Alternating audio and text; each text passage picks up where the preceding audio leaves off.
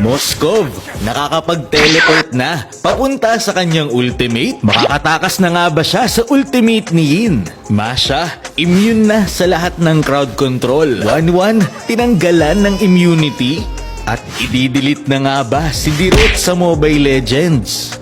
Pinapaganda ni Moonton ang game para hindi ito malaos at hindi tayo magsawa. Kaya naman alamin natin kung ano ang mga pagbabago sa game. Pero syempre, bagong lahat, kung di ka pa nakafollow sa aking page, baka naman.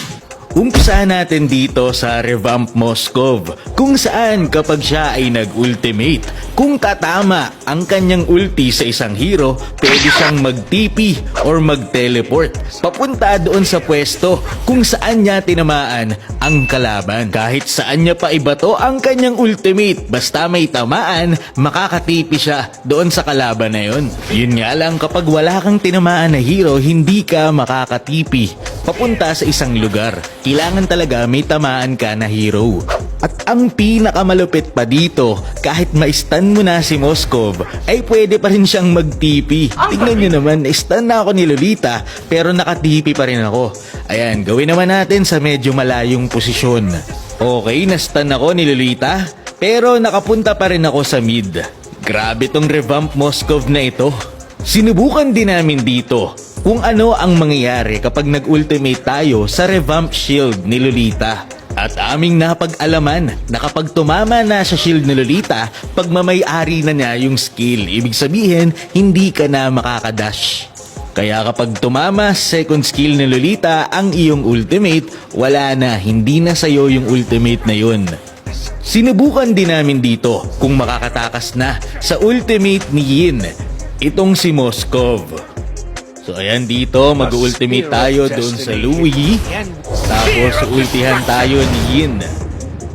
Nung kinlik ko ang aking ultimate, nakapunta ako doon sa Louis. Pero bumalik din ako agad sa domain. Okay, slow mo natin para makita nyo. So ayan, tignan nyong mabuti.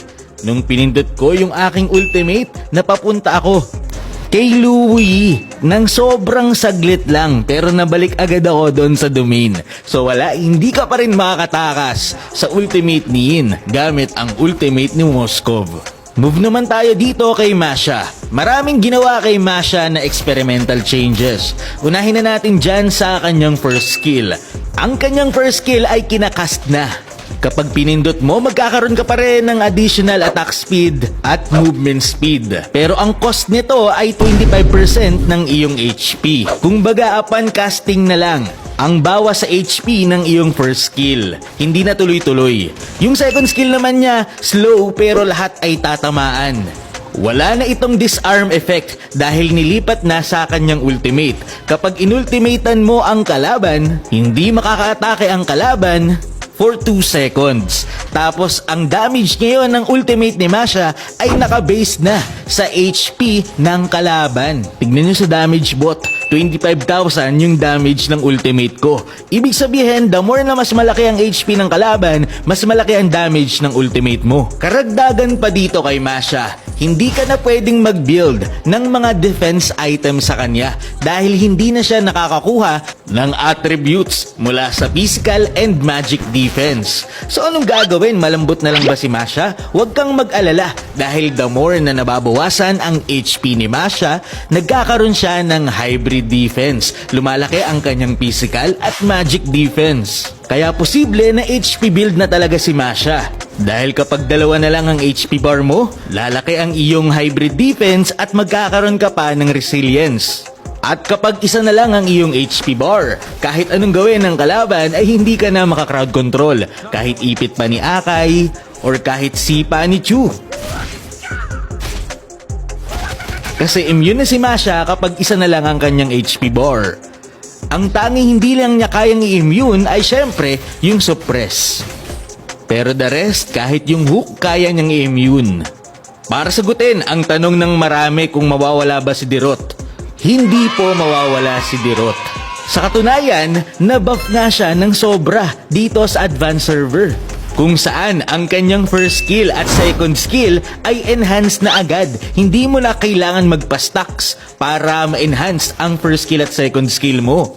50% na ang slow ng kanyang first skill.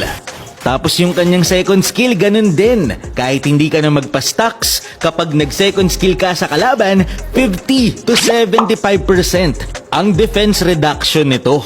Binawasan naman ang slow effect na nabibigay ng kanyang second skill, pero mas pinatagal naman ang duration na 2 seconds. Ano naman yung kanyang stack sa ilalim? Bawat skill or basic attack ni Dirot ngayon ay magbibigay na ng stack kay Dirot. At kapag puno ang kanyang stack, ang next basic attack niya ay enhance na kayang mag-deal ng critical damage. At ang malupit pa dito, kapag nakapag-cast na ng ultimate si Dirot, hindi na ito makakancel ng crowd control. Maliban lang sa suppress. Kapag nangyari ang buff na ito kay Dirot, siya na ngayon ang magiging king of 1v1 sa buong Mobile Legends. Dahil maraming na-buff na hero, na-nerf nila si 1-1. Wala nang immunity ang kanyang second skill. Ito lang ang pinakapangit sa update na ito. Pinalitan nila ito ng knockback na parang hindi naman masyadong kailangan ni 1-1. In exchange, pinalakas nila ang ultimate damage nito. Pero yun, sana hindi ito maituloy dahil mas importante yung immunity sa second skill ni 1-1. Grabe ng nerf dito kay 1-1 talaga, guys. Yung revamp Lolita naman, mas pinaganda na ang ultimate. Kapag nagcha-charge na siya ng ultimate, tapos na-cancel ang kanyang ultimate, makakastan pa rin siya ng kalaban. Depende na lang kung gaano katagal siya nag-charge ang haba ng stun. Kaya naman mas madali nang makaset kay Lolita kapag nilabas na ang revamp na ito. Akai, na-buff. Pinalaki ng bahagya ang kanyang damage, ganun din ang kanyang shield. Yuzong, na-buff. Mas pinalakas ang kanyang first skill at ang cooldown ng second skill naman ay fixed na 11 seconds at all levels.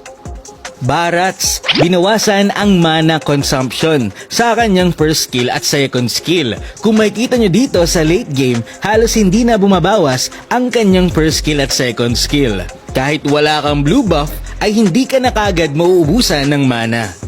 Minotaur, pwede nang mag-benefit sa mga magic item. Ginawa ito para pwede pa rin i-build sa kanya yung bagong item na Flask of Oasis. Beatrix naman, na-adjust ang kanyang barel na si Nibiru or yung nangraratrat ay binawasan ang damage. Samantalang yung shotgun naman niya or yung Wesker ay pinalakas naman ang damage sa early game. Balik shotgun na ba tayo sa early game? Julian, na-buff. Binawasan ang cooldown ng kanyang mga skill. Si Bruno naman dahil sobrang lakas daw di umano ngayon, kapag siya ay naka-item, binawasan ang damage ng kanyang first skill.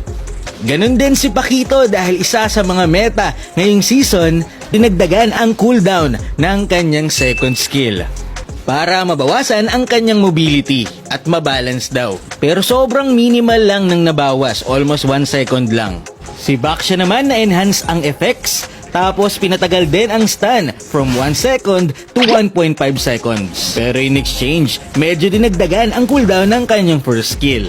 1 segundo lang naman ang dinagdag. Ayun, alin sa mga update na ito ang nagustuhan mo at hindi? Maraming salamat sa panonood and to God be the glory.